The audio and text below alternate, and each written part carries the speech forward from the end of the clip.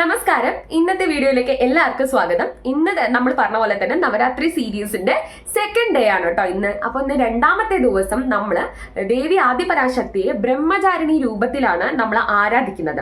ബ്രഹ്മചാരിണി എന്ന് പറയുമ്പോൾ ഞാൻ കഴിഞ്ഞ വീഡിയോയിൽ പറഞ്ഞിട്ടുണ്ടായിരുന്നു.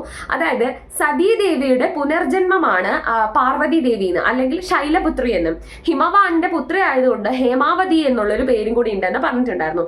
ഈ ശൈലപുത്രി ദേവി, അതായത് പാർവതി ദേവി ഒരു കുറച്ച് കാലം, അതായത് ദേവിയുടെ കുറച്ച് കാലയളവിന് ശേഷം ദേവിക്ക് മനസ്സിലാക്കേണ്ടായി ദേവി സതീദേവിയുടെ പുനർജന്മമാണ് എന്ന്. അതുകൊണ്ട് തന്നെ ഭഗവാൻ ശിവശങ്കരനെ കല്യാണം കഴിക്കാൻ വേണ്ടി ദേവി കഠിനമായ തപസ്സിലേക്ക് ഏർപ്പെടേണ്ടായി.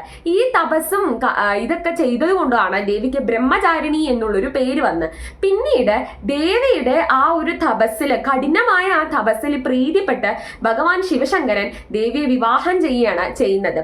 ഈ ബ്രഹ്മചാരിണി ദേവി എന്ന് പറയുമ്പോൾ ദേവി ആ തപസ് ചെയ്യുന്ന കാലയളവിൽ ദേവി വിവാഹിതയല്ല. അതുകൊണ്ട് തന്നെയാണ് ദേവിയെ ബ്രഹ്മചാരിണി എന്ന് നമ്മൾ വിളിക്കുന്നത്.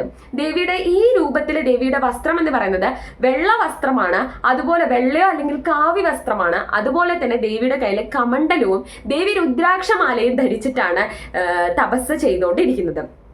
ഈ ഒരു സമയം എന്ന് പറയുന്നത് എല്ലാ സ്ത്രീകൾക്കും ശരിക്കും പറഞ്ഞു കഴിഞ്ഞാൽ നമ്മൾ എല്ലാ സ്ത്രീകളായ എല്ലാവരും ആഗ്രഹിക്കുന്ന കാര്യമാണ് അല്ലേ, നല്ല വരനെ കിട്ടാൻ വേണ്ടിയിട്ട്. അതായത് നമ്മളുടെ മനസ്സിന് ഇഷ്ടപ്പെട്ട, നമ്മളുടെ ആഗ്രഹങ്ങൾക്ക് അനുസരിച്ചുള്ള ഒരു വരനെ കിട്ടാൻ നമ്മളെല്ലാവരും ആഗ്രഹിക്കുകയാണ് അല്ലേ. അതേപോലെ തന്നെ ദേവി ഒരിക്കൽ മഹാദേവനെ കാണേണ്ടായി. അതുകൊണ്ട് തന്നെ ദേവിക്ക് മഹാദേവനെ വരനായി കിട്ടണം എന്ന് ആഗ്രഹിച്ച ദേവി കഠിന തപസ്സിലേക്ക് ഏർപ്പെടുകയാണ് ചെയ്യുന്നത്. അപ്പൊ ഇങ്ങനെയാണ് ബ്രഹ്മചാരിണി ദേവിയുടെ ഒരു ഐതിഹ്യം എന്ന് പറയുന്നത്.